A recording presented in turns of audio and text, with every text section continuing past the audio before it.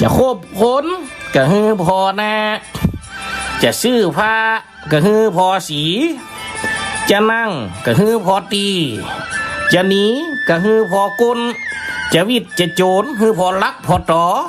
จะไปหาหมอก็ฮือพอใบนัดจะไปว่าไปวัดมันต้องเตียงหยัง มันต้องพอหยังสักยังแม่นก็ไปกะมาก่อนนั่งหน้ามาจ้านั่งหลังคนมาทีหลังคนมีสตังถึงมาทีหลังมันก็ถึงได้นั่งหน้า นี่อูอมวันได้เนอะสตาบันดาเจ้าปอนให้แม่เจ้าปีไหนน้องจะควบคุมคือพอหน้ามันจงพอหน้าจะได้หน้าที่การงานพอหน้าพอตาคุณเฮาหู้หน้าแต่บอกหู้ใจก็มีเปลือโอ้ไว้จิตไว้ใจกูจากันคบกันมาตลอดบางผู้บางท่านประกอบกิจการการงานอาชีพด้วยกันฮักหลังกันก็ยังมีเปลือนี่กระตึกเหลือคนเคยหันหน้าคนเคยหันตานะสถาบันดาปุ่มแม่พี่น้องแม่นก็กูสิงกูยังโลเนี่ยน่าจะควบคุมผมเลยบอกคือยังคือพอนะ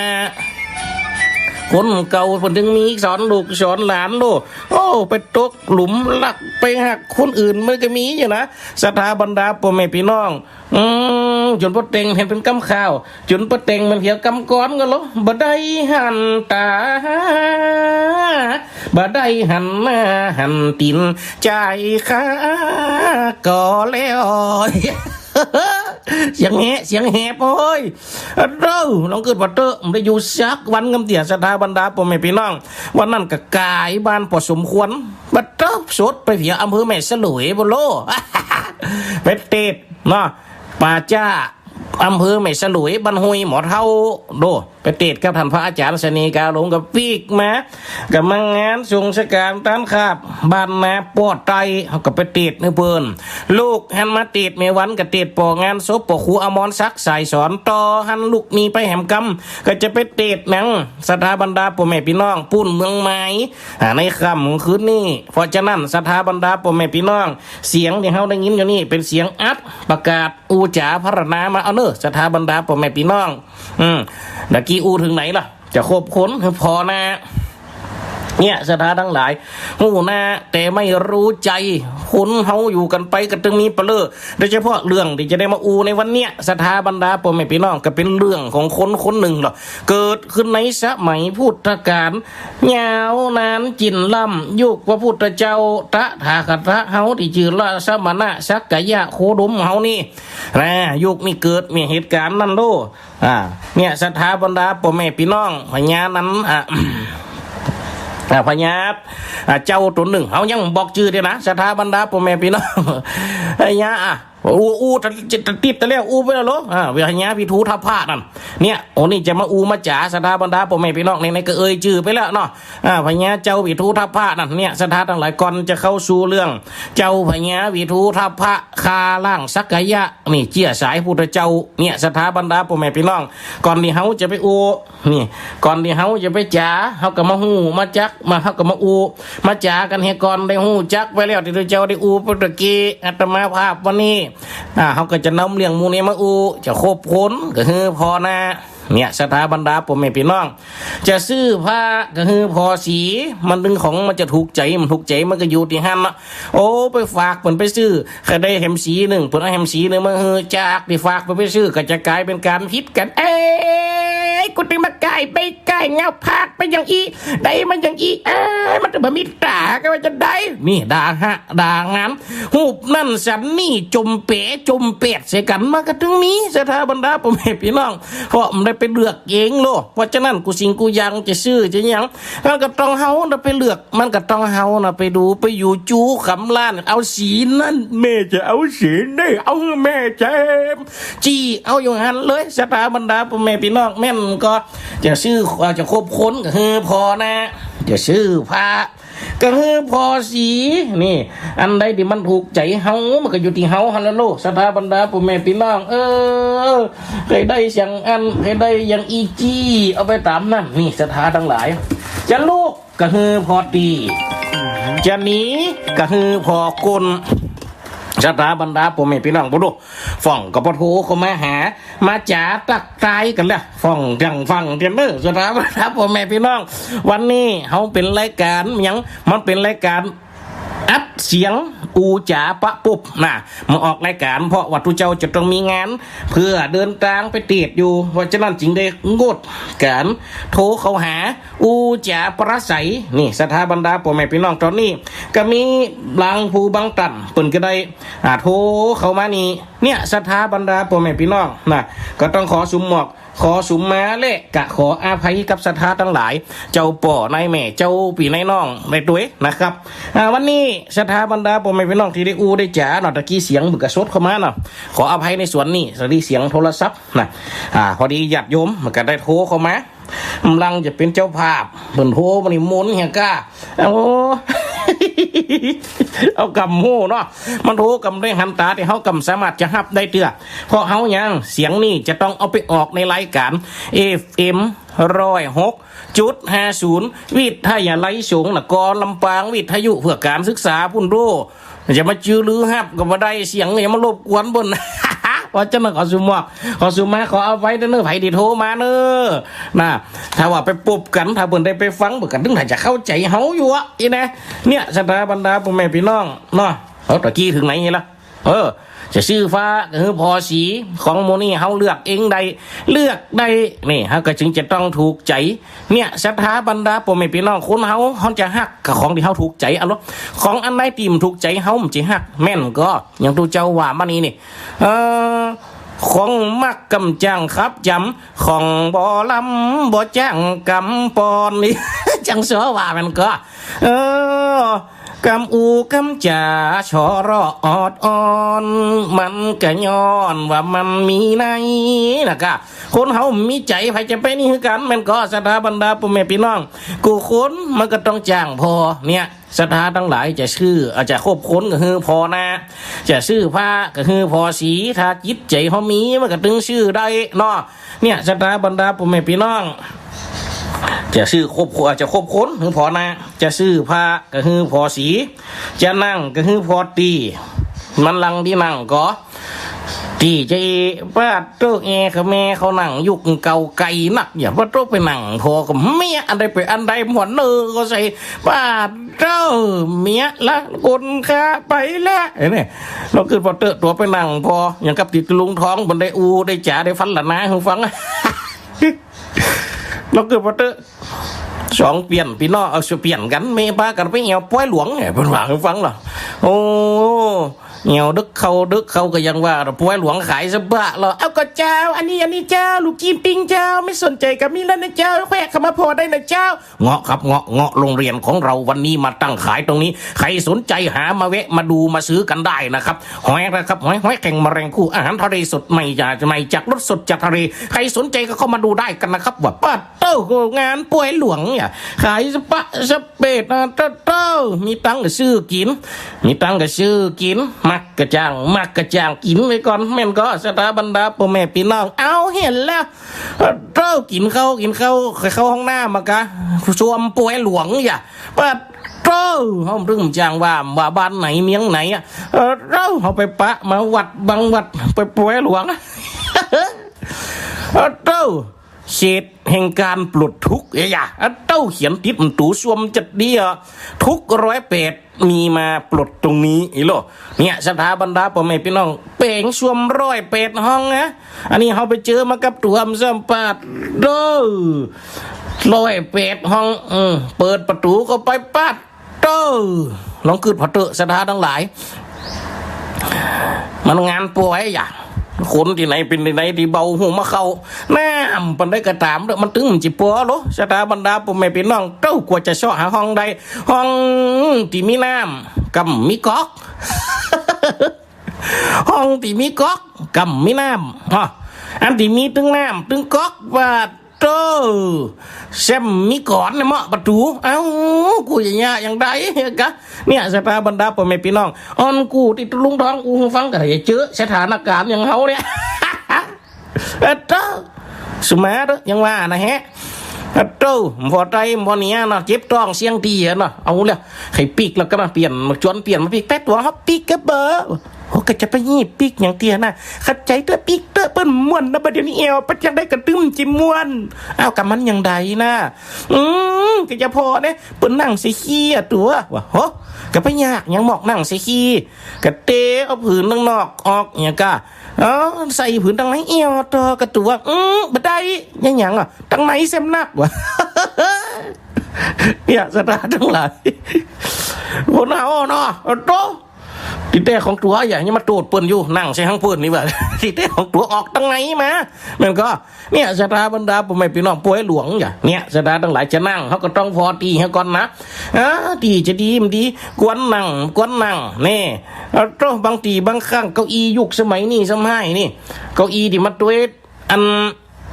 พลาสติกเนี่ยบางงานบางตีบางแห่งเอาโต๊ะเอาเก้าอี้มาตัวโต๊ะจีนโอยางนะว่าไปมันเป็นอย่างแต่บางงานบางตีเนี่ยก็โต๊ะขาอ่อนโต๊ะมันอยู่ตามวัดตามว่าโต๊ะที่เพิ่นแห่มาตัวบางวันมาหอมกินหอมตานกันนี่ป้าจะไปเฮาได้เหตุการณ์นี่ก็มีเกิดขึ้นแล้วนะสถาบรรดาพ่อแม่พี่น้องก็มีขยอบนั่งได้ซื้อบื้อขาโต๊ะหักแตกตัวกับโกนตั้งปอดกับปัดเนี่ยเอาต้องฟอให้ก่อนหรอมันขาดีกล้ามดีหับน้ำหนักตัวเก่าได้กล้ามได้ไม่ใช่ก็ว่านั่งเก้าอี้อย่างเดียวสถาบรรดาพ่อแม่พี่น้องนั่งหอนั่งเฮียนนั่งเรียนนั่งจานก็เหมือนกันสถาบรรดาพ่อแม่พี่น้องก็พอคือมันดีพอคือมันจับนับว่าจีที่นั่งก็คือนั่งเนี่ยจะนั่งก็คือพอดีจะนี้ก็คือฟอกุลสถาบรรดาพ่อแม่พี่น้องมันเตะก็มันเตะเอากึดว่าเตะบางคนนี่นั่งตุเจ้าโดยเฉพาะตุเจ้าเขานิดพอไปตามในป่าหิวเส้นเตียจุ๋งซบเขาไปตึงกางจองกันไปเพียไปถึงไปหิวแตกสวกกันหยาบว้ายเขาไปนั่งที่บนจัดให้ตุเจ้าโคชกกับไม่ประกาศขอนิมนต์พระสงฆ์ทุกรูปเข้านั่งอาสนะให้เรียบร้อยนะครับหมดว่าโตเขาไปนั่งปุ๊บบางทีก็มีผาพนักเห็นล่ะเต้นสังตุเจ้านะผาพนักนะผาพนักนี่มันตึงยังว่านะมันตึกเกึ่งหลังอะแต่ถ้าผนังนี่ท่วมหัวสถานทั้งหลายเนาะผาพนักนี่มันตึกเกึ่งหลังอะบางตีบางแห่งไปหิวบางตีเต้นสังตุเจ้าปูกระเบียงเกียงเมาะเกียงม้วยก่อนจะทำพิธีลูกหลานตันเตามาจิบมาปัดมาปูมาดูมาแลกูสิงกูยังเกียงมาปัดนั่งได้ตามสบายบางทีบางแห่งไปหิวเก่าหน่อยเฮ้ยทาสีขาวไว้ก่อนนะปอดตุเจ้าเท่าตุเจ้าหนุ่มคุยขายคนนั่งหยอบนั่งปุ๊บหลังเขาเมื่อป้าแหมสักบึดหนึ่งเพียงไกลจะได้เวลาตอนที่นั่งเมื่อนั่นจะเป็นยังสนใจแล้วต้นสีไปกะสีมาเงียงไปกะเงียงมากะคนนั้นเท่าไหร่ตัวเจ้านั่งปังแล้วใส่กะเงียงคนนั้นใส่กะลูหลังไปมาเป็นจะได้พวงบางนิ่มพันนากันจับมันเอากะคารวะคือกันเหรอบ้านนะหันตากันเหมือนนานแล้วหลวงพ่อนะก็เหมือนกันนะครับหลวงพ่อผมกำหันหลวงพ่อจะเหมือนไปอยู่ทางใดมาก็กลับไปอยู่วัดบ้านแล้วนะว่าโทษทางลายไส้ห้องว่าทุกปีเราห้ามไปครับก็แม่ห่วมงานปะเนี่ยนะก็บ่ได้หันหน้าหันตาก็จะเหมือนทำมีงานก็ตึ้งได้หันกันนะว่าปัดโตก็ไปกันมาสีมาปัดโตเพียงถึงเวลาโคศกประกาศขอนิมนต์พระสงฆ์องค์เจ้าไปปิจารณาพาไตรบังสุกุลตินาผาศาสตร์ศพนิมนต์พระภิกษุสงฆ์รูปที่2จนถึงรูปที่5ขอไว้30 นิ้วครับลูกไปปัดโตสีบนผ้านั่นเป็นสีขาวอย่าผ้าตุเจ้าส่วนมากเป็นผ้ายังผ้าเหลียงผ้าสีลาดผ้ากักแดงหัวเต้าลูกไปเมียสีขาวติดหลังเป็นวงมาพูดนะเนี่ยสตาทั้งหลายได้ฟอก้นโลจะนั่งก็คือพอตีจะหนีก็คือพอก้นก็พอก้นไปกับพอก้นตัวนั่นนะคือดีๆก็ช่วยฟอก้นปุ่นด้วยก็ได้อะเราเป็นหมูด้วยกันลูกไปพร้อมกันนี่ถ้ามันเปลี่ยนก็ช่วยปัดให้กันกำนี่ถ้าช่วยให้กันอย่างนี่มันใจว่าอันว่ามันก็ตึงเปิงใจโลว่าไผ่ลูกไปก่อนปุ๊บหลังเป็นห้อยมือห้อยอย่างปัดให้กันเพราะแฮมโตนกับในได้พอหืมกำหรอกับปัดให้กันได้ดีสถาบรรดาพ่อแม่พี่น้อง บางคนกำสนใจกันก็มีนะลูกไปกับลูกอ่ะนี่สถาทั้งหลายเนี่ยสถาบรรดาพ่อแม่พี่น้องถ้าว่าสนใจดูแลฟอคือปื่นฟอคือตัวมันก็ยอมเป็นตีอย่างว่าเฮาฟอไผก็ตามที่มาฟอเขาก็ยอมจะต้องหักหุมเปิ้งใจไปตามนะลูกนั่นก็ถ้าลูกหู้อยู่หันอยู่หลังเขาเป็นจานมันบอกป้าเต้าเขากับมั่มมึกไปกันนะเห็นก็จะนั่งก็คือฟอตีจะหนีก็คือฟอก้นมันก็สถานทั้งหลายจะวิบจะโจรคือพอลักพอต่อยุคเก่าเป็นละอ่อนเล่นน้ำตาสถาบรรดาพ่อแม่พี่น้องขึ้นอยู่ก็ไม่บนพุ่นโจรลงน้ำตุ่มนี่เป็นละอ่อนนี่ถ้าจะลงน้ำจี้พอให้ก่อนนะน่าจะไปเล่นน้ำไหนตาไม่หาดใดที่จะลงไม่ก็ต้องฟอไม่ฟอลักฟอต่อให้ก่อนสถาทั้งหลายของหมูนี่มันอยู่ปืนน้ำหูหันอันตรายนี่จะไปไหวขับปืนน้ำเตอะจะฮกจะเล่นจะข้ามยังต่อเฟียงต่อยังอยู่กลางโต่งกลางนะก็ฟอให้ชิงกูยังเป็นการตรวจสอบเพียงความรอบขอบเพื่อได้เกิดขึ้นสถาทั้งหลายเนี่ยก็เลยบอกไว้ว่าจะนั่งให้พอตีนี่จะหนีคือพอกลจะโจรกับพอลักพอต่อนี่ศรัทธาทั้งหลายจะไปหาหมอคือพอใบนัดไปฟอบนนัดแหมเดียนหนึ่งไปฟอเป็นเดียนนี่โซดไปเห็นเดียนนี่ป้าโตไปทางกระจอยวังอย่างคลองตกวังป้าเต้เป็นนัดกูเห็นวันหนึ่งวันนี้กูมาลามอีลากับไปจังไดมันเอาอีแม่มาตางละนี่จำเป็นศรัทธาทั้งหลายแม่นก็โดยเฉพาะคนเฒ่าคนแก่เขานี่จะไปเหนียไปไตไม่น่าไปใส่ไปขัวต้องได้ปึ่งปะอาสไหลลูกกูสิงกูยังเพราะฉะนั้นคือมันเตรียมในความเพียบพร้อมคือมันน้อมในความงดงามเหี้ยก่อนเนี่ยศรัทธาทั้งหลายจะไปหาหมอกับปืนฟอใบนัดจะไปว้าไปวัดต้องฟออย่างชักยังนั่นไปติดบางคนโอ้มได้นะสมัยเดียวตัวเอาโอ้ยอย่างไงมั่มันต้องได้พออย่างพอสตังค์ว่ะโอ้โหไปพอสตังค์เนาะจะเป็นได้ไปหอมดำเดียวนี่นะถ้าเขาไปในงานเล็บปุ๊บโกศกประกาศทำมีจื่อเฮาม่วนให้มาเจอว่าเห็นมาเนี่ยถ้าจะไปวัดต้องพออย่างเสียงพอความพร้อมพอจิตพอใจพอไว้ของเฮานี่ก็พอศรัทธาทั้งหลายเนาะมันก็เนี่ยว่าจะนั่นสถาบรรดาเจ้าปอนายแม่เจ้าปีนายน้องปีปาหน้าสถาทั้งหลายวันนี้ตีตุเจ้าจะได้เอามาอูเนาะก็เป็นเรื่องของเจ้าพญาตุนหนึ่งสถาบรรดาพ่อแม่พี่น้องที่เขาได้เล่ากันมาตั้งแต่ตุนจนจบเกี่ยวกับเรื่องไผ่พญาพระศิลป์ที่โกลกแขวนโกศลก็ได้ไปเอาไผ่สถาบรรดาพ่อแม่พี่น้องญาติกับพระพุทธเจ้าก็คือพระนางยังวาสภะคัตติญาเขามาแต่งงานพระนางวาสภะคัตติญานี่ศรัทธาทั้งหลายเป็นลูกของทาสีอันเกิดแต่พระเจ้ามหาน้ำนี่หรือว่าเจ้ามหาน้ำเมืองสักกะยะนี่ใช่สายพระพุทธเจ้านี่ถึงจะเป็นเมืองน้อยแต่ก็ยังว่านะมีความทะนงคงตนว่าตัวเก่าเนี่ยเป็นสายปรุงมาตลอดจะโยกอาจจะโยกลูกโยกหลาน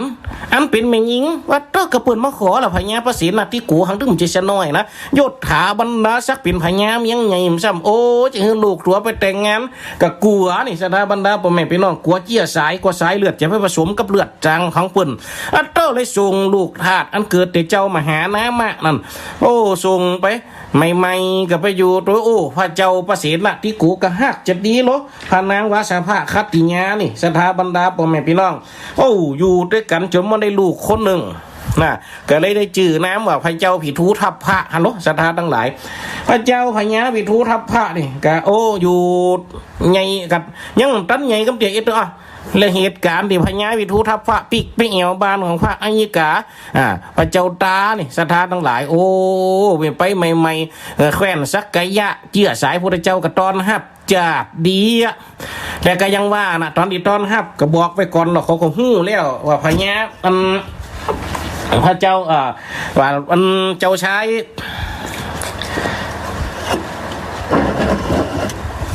เจ้าชายเจ้าชายไฟที่จะมาเนี่ยเป็นลูกผสมหรอเนี่ยจะศรัทธาบรรดาพ่อแม่พี่น้องเป็นลูกหลานถึงจะเป็นป่อสายป่อเป็นพญากันด้วยตรงกับตามแต่สายแม่มันเกิดแต่นางทาสีโลจะถือมาอันนี้ไปได้อย่างวะเนี่ยก็เลยส่งกุมารอันมียศหาบรรดาศักดิ์ที่จะได้ไวเนี่ยพระเจ้า พระเจ้าหลานอะไรอันที่เกิดแต่นางทาสีคนเนี่ยสถาบรรดาพ่อแม่พี่น้องไปเอวที่อื่นให้ก่อนไปอยู่เมืองอื่นให้ก่อนไปพักตั้งนอกตั้งปางให้ก่อนเนี่ยเพราะว่ากลัวจะได้ไวเพราะว่าตัวเก่านี่เชื่อในอย่างสถานทั้งหลายเชื่อในสายเลือดด้วยเนี่ยในคณะที่พญาพระเจ้าปีทุทัพพระมะเอวเนี่ยเป็นเจ้าชายน้อยอยู่โลตอนนั้นก็มาเอวคนที่ลังสมควรที่ไวพญาวิทูทัพพระคนไวแกก็ไวหมดสถาบรรดาพ่อแม่พี่น้องไวสาอูจากาบน้อมโดยดีหมดแต่พญาวิทูทัพพระในกระสุนกะลักเล็งเล่พองก่อนนะจะได้ญาติพี่น้องเฮาลังที่จะดอมมาไวเฮาก็คือหมู่เจ้าชายองค์น้อยๆหมู่น่ะเปิ้นจะได้มาไวมาสาเฮากำแล้วนี่ว่าก็ไปถามกับแจ้สายตั้งแม่ก็บอกว่าเจ้าชายองค์อื่นน่ะส่งไปไวส่งไปอยู่ตั้งนอกบ้านนอกเมืองก่อนช่วงระยะเวลานี้นะไปเอวไปตักอากาศไปฟักเข้าค่ายฟักแหลมปุ้นพะแง่วะ วางนี่ได้อยู่นี่เจเนอร์ว่ะเนี่ยก็ไปอยู่คัน3 วันสถาบรรดาพ่อแม่พี่น้องพญาวิทูตภะก็อยู่ถึง3 วันน่ะปกตอนหับจะดีสุดท้ายวันที่กำลังหักกลับนะก็แห่ทับปิกก็โลยังว่าลูกกษัตริย์เนาะเมืองใหญ่แห่งซ้ำแคว้นโกศลจิกะเจ้าชายปิกก็ขี่มากปิกก็เจ้าบ้านเจ้าเมืองหมู่บริวารที่มาตัวก็แห่กล่องติ้งนงนิ่งนงนงนงทิ้งน่ะนี่นงทิ้งนงนิ่งนงก็แห่กันไปละมีเสนาอามาตย์อันคนหนึ่งเป็นทหารติดตามนะติดก้อยดูแลของพญาวิทูทัพพระเนี่ยลืมดาบเหมือนกันมันพญาข้าลืมดาบข้าปีกไปเอาดาบกันเด้อว่ะไม่เป็นไรท่านไปเอาเสียก่อนว่ะวัดโตคณะตียั่งขบวนล้อที่แคมน้ำทหารกับปีกไปเอาดาบไปหันใส่เจี้ยสายชักกะยะขององค์สมเด็จสัมมาสัมพุทธเจ้าอันเป็นญาติของเปิ้นเนี่ยที่เปิ้นที่นี้เอาไปบวชเนี่ยสถานทั้งหลายเอาน้ำนมลาดล่างหลอดตีนั่งของพญานันโหปนะพญาวิทูทัพพระนั่นก็ไปหัน2 หน้า 2 ตาก็เลยยังว่าแล้วถามก็จะดอเปิ้นเจ้าชายออกไปแล้วตัวเอาน้ำนมมาล่างอย่างเงี้ยบ่ได้จะได้ล่างเสนียดจะไหลนี่นะล่างเสนียดนี่พญาเจ้าชายของสูนี่จะนี่เจ้านี่วิทูทัพพระนี่เป็นอันนี้นะเป็นลูกนางทาสีนะว่ามันยังได้นางทาสีมันหับจางทาสีก็ไปจ่ายก็มันยังได้มันเป็นลูกนางทาสีอันเกิดแต่พระเจ้ามหาน้ำนะเป็นลูกเจี้ยสายผสมนะมันจะเรียกได้ตรงนะว่าคนนับใจก็เลยเอาเรื่องนี่ไปไปจ่ากับพิกไปถึงหาดน้ำดอนซ้ายที่พญาพุ่นดีเจ้าชายนั่งพักอยู่นะพุ่นกำลังนั่งยั่งทับไปร้อนนะก็ไปนอนทั้งคืนหนึ่งกันเลือดยะเวลาคืนนั่นเรื่องนี่ก็ยังว่านะนี่หายนี่เด้อว่ะ สืบกันไปกะโดยจากนายทหารกันกับนายทหารเฮ้ยเมื่อกี้นะข้าเข้าไปเอาดาบในวังได้ไปเจอฝ่ายพญาติของพระเจ้าองค์เจ้าชายของเรานี่แหละใช้น้ำนมลาดล้างพระที่นั่งที่พระองค์ทรงไปนั่งแสดงว่าพระองค์ของเรานี่อันเป็นเจ้าชายนี่ไม่ใช่เป็นสายโดยตรงแน่นอนใช่แล้วเราก็ถามมาเช่นนั้นเหมือนกันว่ามันอย่างไรพญาที่มานี่นะว่ากันเป็นคนยังอะกะเป็นเจ้าสายเลียดผสมโลแม่เป็นนางทาสีนะพญานางราชพระคัดติญานี่เกิดแต่ลูกนางทาสีเนาะเลี้ยงเล่ากันไปนี่หายนี่ห้ามบอกไปนะว่าจักปอดใจคนนั่นจากเสนาสู่อำมาตย์จากอำมาตย์สู่ทาสทาสีสู่นางสนมหนัดสนมกูติดตามต่างๆนั้นนะกันแล้วตายแล้วความจริงเปิดเผยออกมาแล้วเราได้ยินเต็ม2 รูหูเลยว่ายังไงล่ะจ๊ะแม่นางเมื่อกี้มีทหารคนหนึ่งลืมอาวุธไว้ที่แขวนสักยะพอได้ติดตามไปเอาแล้วเป็นยังไงไรเลยได้เห็นเลยเต็ม2 ตาเจ้าเห็นอะไรก็พูดมาสิอย่าไปบอกใครนะแบบนี้สถานทั้งหลายอย่าไปบอกใครนะเนี่ยคืนเดียวอันน่ะปาเลี้ยงเนี่ยเล่ากันจนไปถึงเมียงแคว้นโกศลปุ่นกันไปถึงแคว้นโกศลกำจิย่างเรื่องนี้เข้าถึงหูพระเจ้าปะเสนนะที่โกสโลราชามหาราชตุนเป็นเจ้าอันฟอเฝ้าอย่างแคว้นโกศลเรื่องนี้เข้าถึงหูพญากับพญาถึงหูอันโคตรตบตั้งมันกล้ายังไง ทำไมแขวนสักยะถึงทำเช่นนี้บังอาจให้ลูกทาสีอันเกิดมาแต่พระเจ้ามหานามะมาเป็นพระมเหสีแข่งเราช่างแขนเหลือเกินแขนนี้ต้องชำระวะถามัดออกราชองค์การไปให้ปลดพนางวาสภกัตติยากับลูกของพนางให้เป็นสามัญชนณบัดนี้ปัดเจ้าเสนาอามัดปัจจานันลาดมุนถีหูข่าวนี่ปัดเจ้ายังว่านะสถาทั้งหลายเอาราชองค์การไปประกาศโปดพนางวสภคัตติยาออกจากอัคคมเหสีตนเป็นเจ้าพระแม่เจ้าอันอยู่พอเฝ้ายังเมืองโปดเอาพญาวิทูทัพพระอันเป็นราชบุตรออกจากตำแหน่งราชบุตรไปเนี่ยโอ้เนี่ยสถาบรรดาพ่อแม่พี่น้องสุดท้ายมีหันวันพระพุทธเจ้ากษัตริย์ไปสวนอุทยานของพญาพระเสนาธิโกสละลาจางเขาเนี่ยโอ้พญาพระเสนาธิโกเข้ามานั่งกับนำไว้หรอเป็นอายุใกล้เคียงกันนะมูนี่นะพระพุทธเจ้ากับพญาพระเสนาธิโกนี่ภาษาพระเสนาธิโกจะแก่เลยสักหน่อยหรือว่าจะได้เนี่ยสถาทั้งหลายโอ้กะอูฟังแกกันน้อยใจหรอโอ้ข้าเดองค์สัมมาสัมพุทธเจ้าข้าได้ไปผูกพันข้าได้ไปเชื่อมสัมพันธ์มิตรไมตรีโดยขอพระนางวาสภคัตติยาข้าก็ได้มาแต่งตั้งให้เป็นมัคคะมเหสีเพื่อจะได้เป็นพระญาติกับพระองค์แต่แคว้นสักยะกับทำกับข้าพระเจ้าเช่นนี้ส่งนางอันเป็นลูกเกิดแต่นางทาสีมาให้เป็นพระมเหสีแก่เราช่างน้อยใจเหลือเกินวะพระพุทธเจ้าก็เลยตรัสถามเป็นยังไงหรือท่านมหาบพิตรวะ ตายแล้วถามไม่ยังกับความพุทธเจ้ากับป้องเอาเพียถามไปถามมาก็เป็นแต่ตัวไปเอาห้องปืนมาเนี่ยพุทธเจ้าก็เลยบอกเนี่ยสถานทั้งหลายจี้ให้ฟังญาติฝ่ายแม่จะไปมีสัมพันธ์ต่อใดจะไปมีสำคัญอย่างสับกับสายเลือดเต้าญาติฝ่ายป่อลูกเนี่ยพนางวาสภคัตติยาเนี่ยพระเจ้าวิทูทัพพระเนี่ยเกิดย้อนไผย้อนตัวเพราะฉะนั้นเลือดฝ่ายแม่จะไปเกี่ยวคนดีได้ดีเบิกกันนับเลือดไฟปอตึงนั่นเนาะจะมีไผไปนับเลือดไฟแม่ฟงนี่ยกตัวอย่างคือฝันโหพระเจ้าพระเสนาธิโกก็เลยกึดใจใดไล่ใจตันกันโยกเอาพนางวสภคัตติยาขึ้นมาเป็นไผสถาบรรดาพ่อแม่พี่น้องขึ้นมาเป็นอัคคละมเหสีอย่างเก่าโยกพระเจ้าวิทูทัพพระหนอเต้าขึ้นมาเป็นยังเจ้าชายอย่างเก่าอย่างเดิมนี่สถาบรรดาพ่อแม่พี่น้องเปิ่นก็มีจิตเปิ่นก็มีใจหรอกเปิ่นก็เอาไฟคือเนี่ยสถาบรรดาพ่อแม่พี่น้องแต่ก็ยังว่านะพระเจ้าพระเสนาธิโกก็ก็ฮักเปิ่นก็อยู่ด้วยจัดดีนะสถาทั้งหลายก็ปอกเอาปลมใจเอาใจกูสิ่งกูยังแต่ก็ยังว่าคนเฮาก็มันมีจิตใจหั่นแล้วจิตใจที่เปราะบางเหมือนนึงว่าหรอกก็มันในห้างมันในล่างมันในลา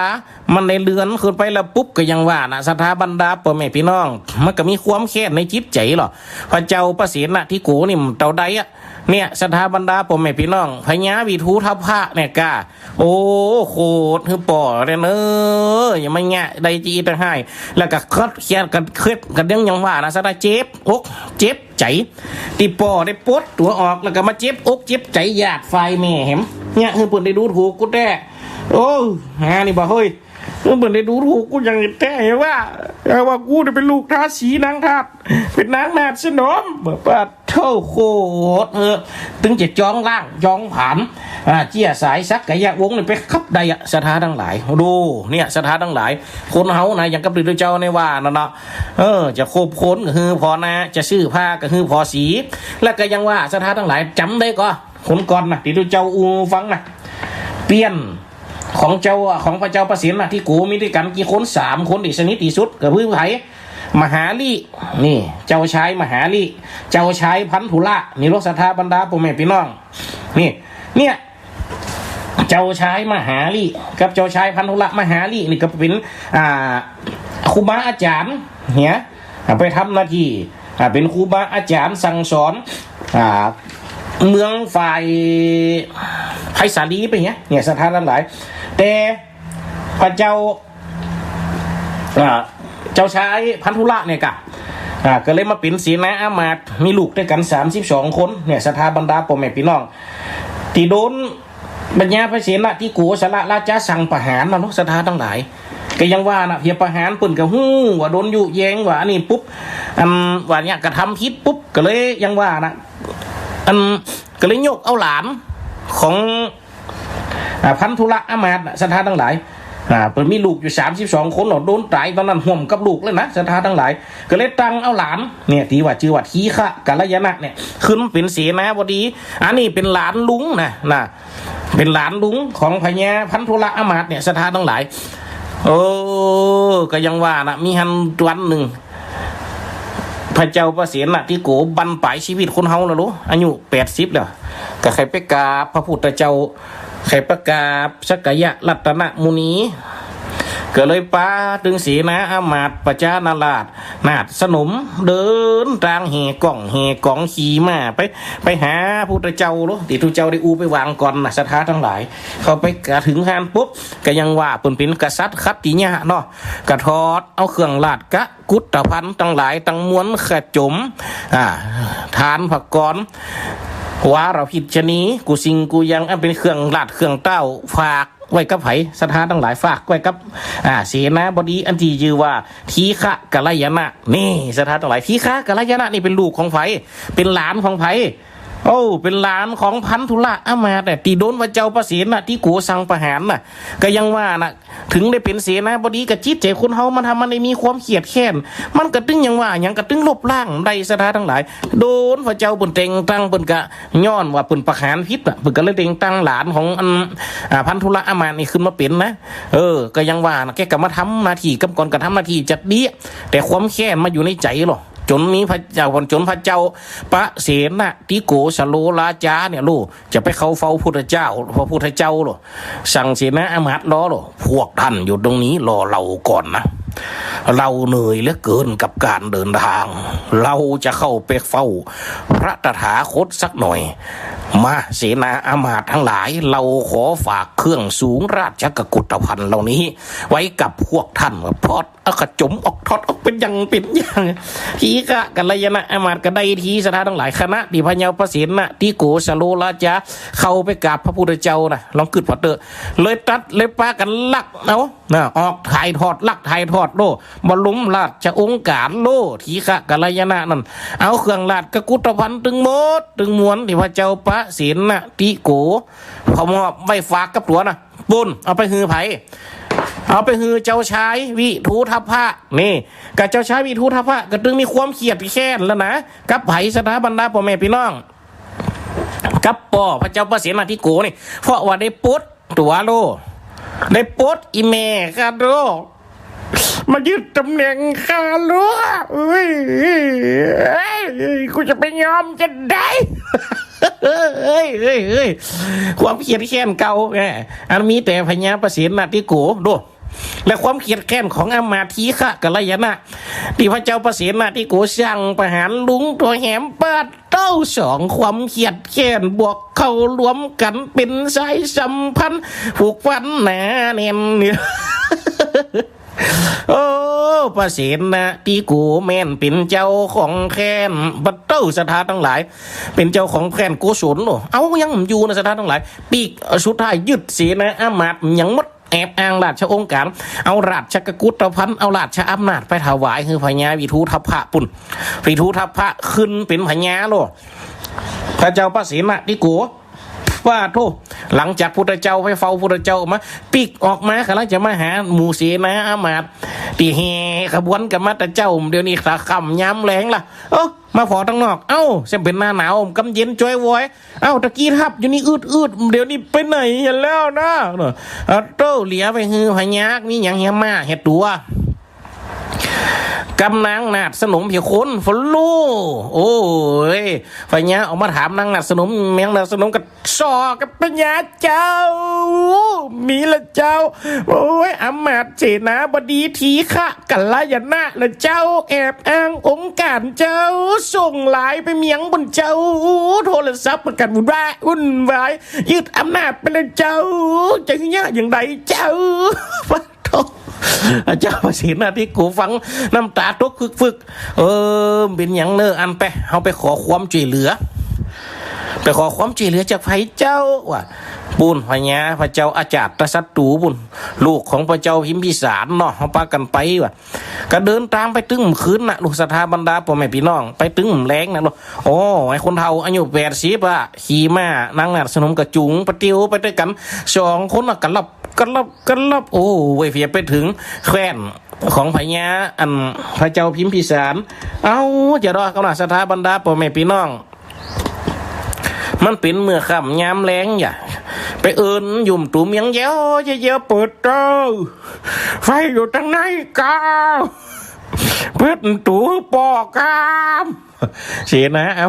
หมู่บรรดาทหารใครอยู่ข้างนอกน่ะมาเอิญอยู่ตรงนี้ข้าเป็นพญาประสิทธิ์นัดดีกว่าไฟอยู่บนหันเปิดประตูกามหนาวกันหนาวเอาท่านบอกว่าท่านเป็นใครนะข้าคือพญาพระศิลป์นัตติโกโอ้พญาอย่ามาคนเดียวโอ้อันนี้ใจนี่จุนี่18 มงกุฎนี่ไปมาจุนี่ไปไกลอยู่ตรงนอกคุณอยู่ตรงกำแพงกันเหรอโอ้แกก็ยังว่านั่นแหละเดินกึ่งคืนคนเฒ่าเนาะไปนอนสถานทั้งหลายโอ้ยบันปลายชีวิตเป็นโลกไปนอนรอนอนพญาพระจัตรศัตรูขอเอาไปเนอะเป็นวัดบม่วนนะสดาทั้งหลายก็ไปรอพญาพระเจ้าอาจารย์ตศัตรูก็จะมาเปิดประตูฮือกระตึงมาสักเดียวเพราะว่าเกิดถึงอย่างมิตรไม่ตีที่มีต่อกันแต่ก่อนเก่าเดิมตีนะสถานทั้งหลายพระเจ้าพิมพิสารกับพระเจ้าประสิทธิ์นาทิโกเนี่ยเป็นกันโลกเป็นญาติที่ทำเป็นญาติสืบเชื้อสายกันมาโลกส่งให้น้องสาวไปแต่งงานด้วยกันโลกเนี่ยสถาบรรดาพ่อแม่พี่น้องคนเฮาลังได้ตกอัพนะโอ้หนาวกับหนาวลมเย็นลิ่วนาเนี่ยนี่โอ้ฟอไปตั้งได้กระหมองโอ้โตเหลียวฟอต้นไม้หล่นใบสวยๆเหลียวฟอดูดอยปิ่นเหมยหมอกออมปัญญาจิตใจโอ้กระตึงอ่อนตึงน้อมประวัติว่าเก่าเดินทางมาโอ้เมียคำย้ำแรงไงสถานทั้งหลายคืนหุงเอาเขากำได้กินนางน่ะสนุนกับไปเชาะกำกินมาฮือเป็นกินเป็นเพราะก็ยังว่าน่ะสถานทั้งหลายกำกินกับโยแอมใครดีปัญญากระเดิกมาเก่าหนาวจับจิตจับใจคนเฮาหรอโดหอดคอนแจงคืนนั่นพระเจ้าประสิทธิ์น่ะที่โกกระสวรรค์ละโคตรก็คือตายเนี่ยสถานทั้งหลายพญาเจ้าอาจารย์ตะศัตรูก็เปิดสั่งเปิดประตูมาพร้อมเจ้าแม่นแต่โอ้เป็นลุงตัวแต่โอ้เว้ยก็เลยเอาศพปิกเข้าไปในเมืองไปทำการส่งชะการตามขาบเนี่ยสถาบรรดาพ่อแม่พี่น้องพญาวิทูทัพพระกำจะเลี้ยวต่อหันเนี่ยนะหัวปวดตายกำจะสนใจหรอสถานทั้งหลายโอ้คือใจก็จะแก้แค้นติ๊กจะเอาคืนภายสักกะยะเจี้ยสายของพุทธเจ้านี่ครับใดโอ้ฝ่ายตั้งแม่หรอญาติฝ่ายตั้งแม่บังอาจแต่บังอาจว่าเนี่ยคือข้ากับแม่ข้าได้มีมนทินโอ้ได้เกิดมันเป็นบะมีฤทธิเตจะมีกรรมละมนทินนี่โอ้ได้มือเปิ่นได้ดูถูกดูแค้นเดี๋ยวนี้กูได้เป็นพญาแล้วกุ้มจีย้อมนะวะสั่งยกทัพไงเตรียมตัวจะไปตีจะไปบุกแข่นสักกะยะขององค์สมเด็จสัมมาสัมพุทธเจ้าคนนั้นพุทธเจ้านั่งพิจารณาหรอไกลแจงว่าไผที่จะได้หู้ตรัสรู้ทำแล้วลังวันนี้ลังจะได้ไปช่วยไฟฟองก็เลยหู้ว่าวันนี้จะได้ไปช่วยพระญาติฝ่ายสักกะยะอันภายในวิทูทัพพระจะได้ทำการคาล่างตระกูลนี่พระพุทธเจ้าก็เลยไปนั่งอยู่หิมก็ไม่ไปนั่งอยู่ปืนก็ไม่หิมแม่น้ำสถาบรรดาพ่อแม่พี่น้องโอ้พญาปีทุทพะกะโยกทับมหันใส่พุทธเจ้าหนังปืนก็ไม่ฟังนั่นมีอันใบหนาห่มใหญ่แล้วใบแฮมฟึงแฮมเพิกหนึ่งใบมันน้อยพุทธเจ้าก็ไปนั่งฝึกที่ใบน้อยนะเพราะต้นไม้ต้นนั้นมันอยู่ฝึกสักกะยะหรอโอ้พญาอันปีทุทพะก็ไปหันใส่พระพุทธเจ้าก็แก้ยังว่านะถึงแกจะมีความแค้นกับสักยะนักปานได้กระจำแต่แกก็ยังเคารพพระพุทธเจ้าอยู่นะพอพระพุทธเจ้านี่ก็ไปเชื่อสายอันนี้เป็นโลเป็นพญาติแก้งก็โลมีความเก่งใจโลตอนที่แกได้ยศได้ตำแหน่งมูนี่ขึ้นก็ย้อนพระพุทธเจ้าดูเป็นคนไปอูฮือพระเจ้าปะเสนาที่โกได้ฟังนี่แกก็เลยตัดสินใจตัดสินอกเขาไปกราบพุทธเจ้าบอกพุทธเจ้าอย่างมานั่งก็ไม่เพิกตั้งนี้ยังไปนั่งเพิกตั้งปูนห่มหนักดีพุทธเจ้าก็เลยบอกห่มได้ตื้มเต่าห่มเงาแห่งญาติพี่น้องนี่พญาพระทุทัพพะก็เข้าใจก็เลยโยกทับปิกไปก่อนเนี่ยสถาทั้งหลายได้เกิงห่างบางเดือนเอาให้เหมาะยกทัพมาพุทธเจ้ากับหู้เหมาะโอ้จำเป็นจะต้องได้ไปปวดประหยัดก่อนนะมานั่งที่เก่าฮะนะ เนี่ยสถาบรรดาผมไม่พี่น้องพญาวิทุทพะกับเขาไปกราบให้หมดพระพุทธเจ้ากับอูยังเก่าน่ะอูหูฟังเป็นยังงุ่มเฮาหุ่มเงาใดจะตึงเพียงเต่าหุ่มเงาแห่งญาติพี่น้องตึงมีเพราะฉะนั้นก็คืออันนี้ก่อนปฏิเทศให้ฟังพญาวิทุทพะกับโยกทับปิกไปทำไมอย่าอีอยู่กันลืมเลี้ยวตึง3 เตือจนเตือที่4เนี่ยสถานทั้งหลายพระพุทธเจ้าพระอะไรปีทุทพะโยกทับไปปรากฏว่าไปหันเสหุ่มหันมีพระพุทธเจ้าหรอกคนนี้สถานทั้งหลายก็โยกทับเขาไปตีแขวนสักยะพุทธเจ้าเปิดกระหู้หรอว่าจะได้กระตามบาปกรรมนี่เวรกรรมนี่ห้ามจะได้กระตึงใดต้องปล่อยคือมันปิ่นไปก็เลยคือเป็นกรรมที่ปุ่นว่าโลกกรรมหมู่นะวัตติโลโกสัตว์โลกไตย่อมเป็นไปตามกรรมมันบลงลำลืมเจ้าบ่อใดเมื่อเจ้าก็เอาเมื่อไงบ่อใดเมื่อควายก็รอคำลาบ่ได้เดือนนี้เดือนจีปีนาเลี้ยวเลยจ้าตามการเวลาเนี่ยกะสถานอะไรทำมันนั่นโลชีวิตเป็นสายน้ำล่ะมิตรชาวิชามันเป็นต้นเหตุเนาะมีหลายประเภทอาชญากรรมโลภบังอำต้มตุนล่วงหลอกคนปอกหลอกนอกใส่ในดำละบ่มีศีลธรรมสักคอกึดช่อหากินย่างเตี้ยวดินในโลกบริโภคตันหาเนี่ยสถานทั้งหลายโอ้พระพุทธเจ้ากำลังห้ามได้ละเปิดก็เล่มตัดสินใจไปห้ามพญาวิทุทพะกันโยกทับเขาไปแต่สถาบรรดาพ่อแม่พี่น้องเต้าบุกเขาตีบุกเขาเข็นฆ่าพยาธิภายตั้งปะหลวงภายตั้งแม่พิมมดนะเพราะจะมดกูค้นตอนนั้นที่ในวังนะละอ่อนอยู่ในตักอยู่กินนมอยู่กับข้าพอลูกสถานหลายเน็ตก็เต้าสุดท้ายยับเอาพระเจ้ามหานาวะผู้เป็นปะหลวงไว้ฝ่ายป่อเป็นฝ่ายตั้งแม่หรอกโอ้พญาวิทุทพะก็ยังว่านั่นนะเอาจะโดนยับไว้กึดในใจหรอโอ้โดนยับปันนี่กำก่อนพญาวิทุทพะก็เลยเวญะแรงนี่จะไปกินข้าวได้เนอะอุ้ยเนอะวะกินข้าวได้เนอะหลวงเนอะวะพญาวิทุทพะพญามหานามะจังได้โอ้ก่อนจะกินข้าวนี่ได้เดี๋ยวบอกขออาบน้ำก่อนเนอะวะใจสายกษัตริย์นี่เป็นหุ่มไว้ผมยาวหรอผมเกาเมียงอินเดียมัดผมคือเป็นบวงเอาตีนเขาสุกโจดลงแม่น้ำกำก่อนกะว่าจะฆ่าตัวตายสุดท้ายก็มีพญานาคมาช่วยสถานทั้งหลายนี่ในเรื่องนี้นะมีพญานาคมาช่วยไปไว้เมียงนาคปุ่นพญาวิทุทพะกะหันปอหลวงโจดลงน้ำป่วนป้าเต้าหายเชฟไปอะตึงแมนขึ้นมาสั่งสีนะอามาตปัจจานลาดมุนถีโตเสียนตั้งหมูทหารกูคนเอางอมแบบปัตโตงมอยู่ประมึนป้อไก่กระตึงมาก็เริ่มจางจะได้ไปเนี้ยสหามปุ๊บกับไปยังแต่หื้อไล่ฆ่าเจี้ยสายของสักยะมดคนได้กระตำที่ถามปากว่านี่เป็นสักยะแมนกอนี่ถือเจี้ยสายสักยะแมนกอถ้าถือว่าเป็นเจี้ยสายสักยะฆ่ามดว่ะดูเนี่ยสถานทั้งหลายเจี้ยสายสักยะมุนันแล้วพองก็ว่าถ้าเปิ่นไล่ฆ่ามดแล้วก็เจี้ยสายของญาติพุทธเจ้าเหลือหลอดมาได้จะได้เนี่ยสมัยตะกอนยังว่านะเปิ่นเจอถึงเป็นคนที่มีสัจจะโดยเฉพาะเจี้ยสายสักยะนี่ถือที่มีสัจจะที่สุดถ้าคนไหนที่เป็นถือเจี้ยสายของสักยะเปิ่นก็จะบอกว่าเปิ่นเป็นสักยะนะก็มีก็ยังว่านะสถานทั้งหลายก็มีเจี้ยสายที่เปิ่นยังหลงเหลืออยู่เพราะอย่างใดสถานทั้งหลายเสนาอามาตย์ไปถามหรออันนี้ถือยังถือสักยะมันก็ว่าแม่นแล้วพะยะค่ะว่าคนได้ถือสักยะปาดคอเชียงโลอันนี้ถือยังถือสักยะมันก็ใช่แล้วพะยะค่ะเชียงเสียดหมดแล้วอันนี้แล้วถือยังว่ามันหันมาอย่างกระจำว่าตัวฝ่องก็เอาไม่มากำฝ่องก็เอาใบค้ามากราบนี่ผมก็ใบไม้มาอุ้มไว้อันนี้ถือยังนี่เหมือนไปถามหรอฝ่องก็นี่แล้วถือยังถือไม่ว่ะนี่เนี่ยแล้วเปิดเลยไปกายเจียสายสักยะไม่ที่เพิ่นว่าดังสดาทั้งหลายนี่รถถือยังถือไม่ว่ะอันนี้รถถือยังไว้เนี่ยสถานทั้งหลายก็เลยเหลือเจี้ยสายอันเนี้ยมาถึงจุนหอดปัจจุบันเนี่ยสายสักยะพุทธเจ้าถึงจะเหลือน้อยก็ตามสถานทั้งหลายแต่ก็ยังดีที่เหลืออยู่เนี่ยพญาวิทุทพะกะไลฆ่าหมดจนถึงกาลเวลาบั้นปลายชีวิตกำเหมือนนึงว่าหรอกำมาตัวตันหรอโอ้ไผกะลอกปุ่นได้โลได้เหมือนเจ้าก็เอาเหมือนไงบ่ได้เหมือนขวายกะล้อคำลาบ่ได้เดียนนี่เดียนจีปีนาอย่ากับที่ว่ามาตะกี้น่ะโตเนี่ยสถานทั้งหลายกำหัวเวนตันปันไข่มาตรงนี้หรอคณะดิพญาวิทุทพะน่ะเดินตางปิก จากการค้าล่างจากกุลแขวนสักยะวงมาละมดเดินทางจากกับแขวนโกศลแห่งตัวเก่าก็มายุดฟังที่แม่น้ำเป็นแม่น้ำเอิ้นเดิมอันเก่าของพระพุทธเจ้าที่เคยมานั่งแคมมาก็ไม่นะโอ้มาถึงหันปุ๊บก็ยังสั่งย่างทับพอตะวันลงแรงกับเกี่ยว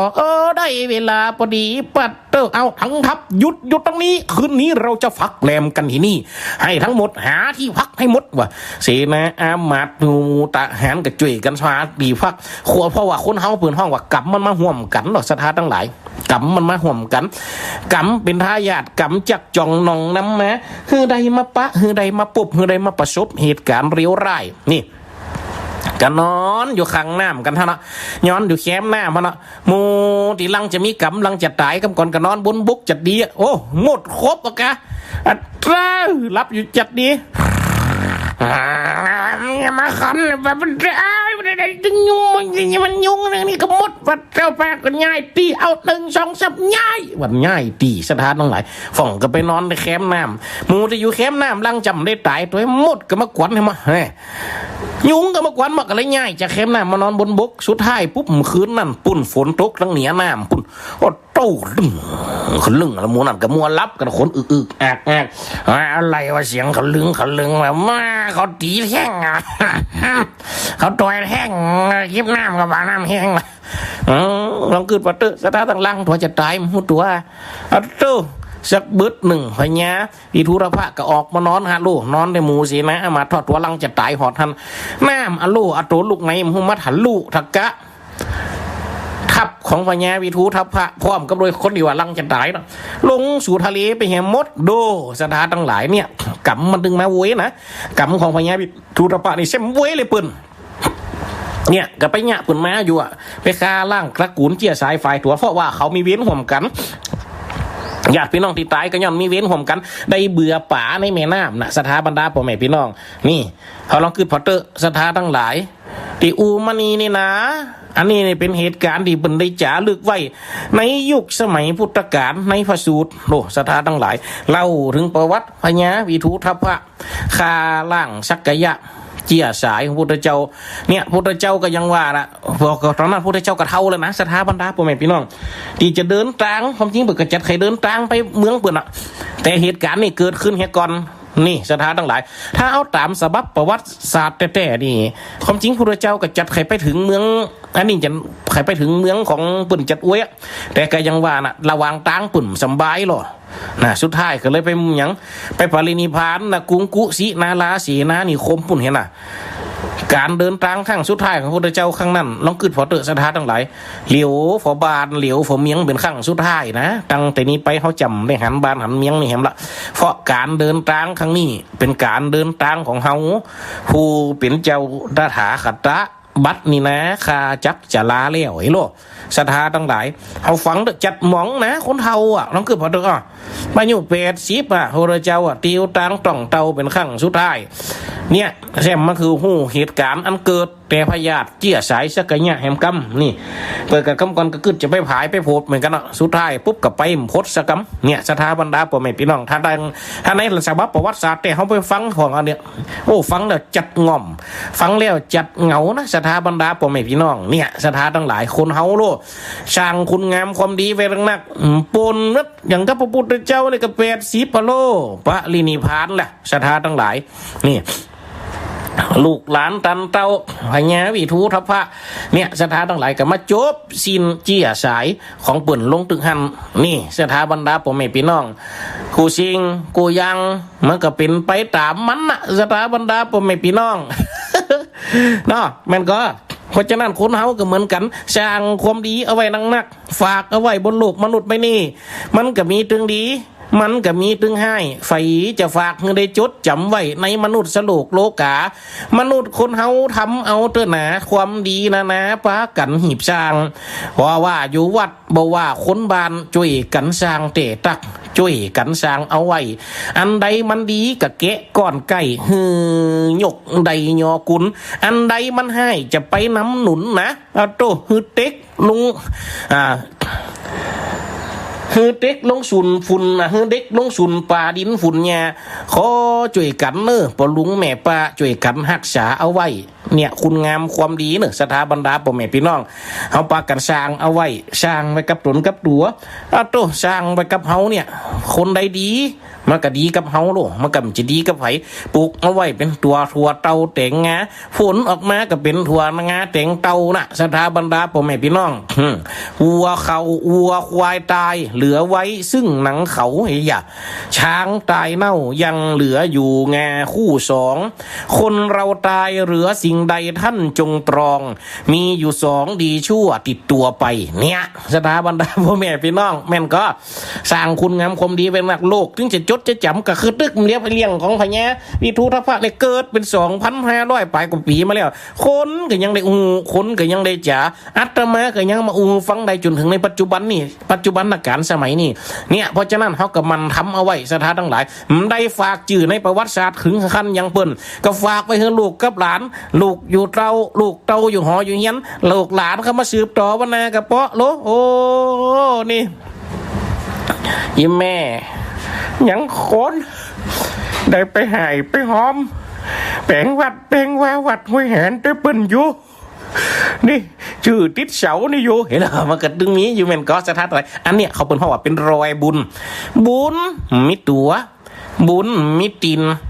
บุญยิบจับได้แต่บุญมันมีหอยของมันเนี่ยสถาบรรดาพ่อแม่พี่น้องเนาะคนได้แปลงอันใดไว้คนได้สร้างอันใดไว้เปิดกระตึงเขียนเปิดกระตึงจ๋าลึกเปิดกระตึงบันทึกคือเป็นประวัติศาสตร์เพราะฉะนั้นสถาบรรดาพ่อแม่พี่น้องที่เจ้าได้ได้จ๋าได้พันละนามานี่บัจเจมาสั่งมาสอนนะเอาปากันแหลกเปลี่ยนความหูเนอะมาเกิดมาจ๋ากันฟังได้เนี่ยสถาทั้งหลายพิจารณาพอเตอเดี๋ยวติดนาจะเรื่องเกี่ยวกับไผ่สถาทั้งหลายก็เตรียมรอฟังไว้เตอสำหรับวันนี้งดการโทกันนะห้ามโทษอย่าว่ายังได้ที่ว่าห้ามโทกันได้จ๋ากันได้เพราะว่าวันนี้ดิมได้โทนี่พอเฮาหยังสถาทั้งหลายตุเจ้าได้อัดเสียงนะจะส่งแต่เสียงนี่ออกไปในเฉพาะช่วงระยะเวลา1 ชั่วโมงนี่ต่ออันนะถ้าเฮาโทเข้ามาปุ๊บมันก็เสียงมันก็เข้าอยู่ที่ตุเปียวเตดปุนากานะมันได้ออกทางวิทยุนี่นะเนี่ยดังเตียตุเจ้ากับตอนนั้นเตดอยู่กับสามารถที่จะ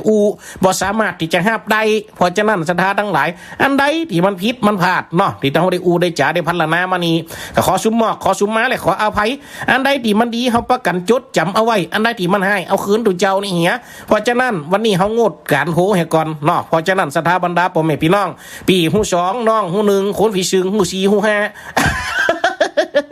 เอ็ดก็กูสิงกูยังเฮาก็ช่วยกันเอาไว้เนี่ยสถาบรรดาพ่อแม่พี่น้องเรื่องที่มานี่แล้วบางครูบางท่านนะครับว่านั่นเปิดกันหลังไหมเปิดกันโทรไหมนะตัวเจ้าก็ได้กันไปแล้วนะสถาทั้งหลายการที่ว่าไม่ทุกคนพองก็มีโยมคนหนึ่งเปิดโทรถามว่าตัวจะปกสาระที่ว่าได้กันมันไม่ได้ถ้าจำได้เนี่ยเดียนก็ยังว่านะว่านั่นนะที่กระถินที่ได้มากุมกระซุ่มปีใหม่นี่จัดพระป่าสมทบทุนแหมกับแปลงกับชายนี่ให้ก่อนจ่ายสลายให้ก่อนแฝงซุ่มประตูเองก่อนอันนั้นกำไดหัวเดี๋ยวนี้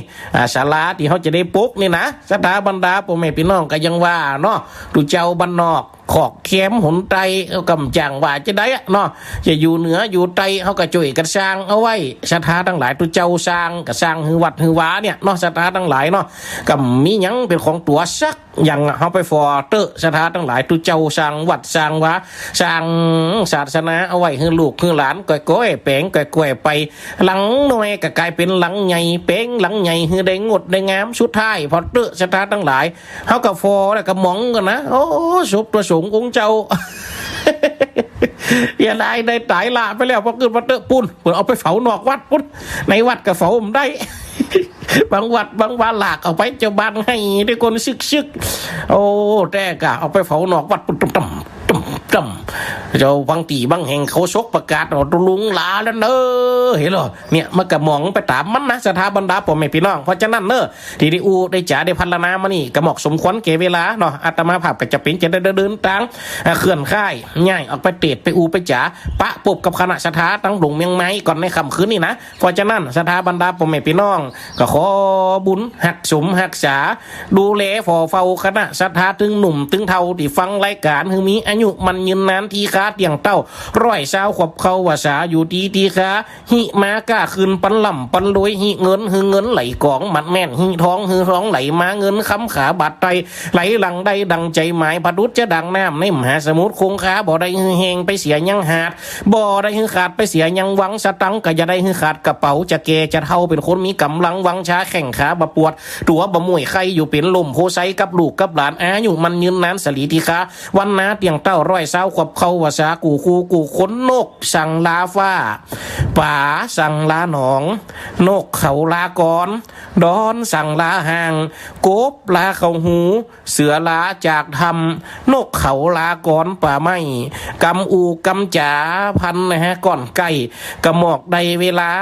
โจบเพียงเต้าอีขอลาก่อนนะขอลาศรัทธาคุณฟังกูภูขอลาศรัทธาคุณฟังกูภูเจริญพรนะครับเนอ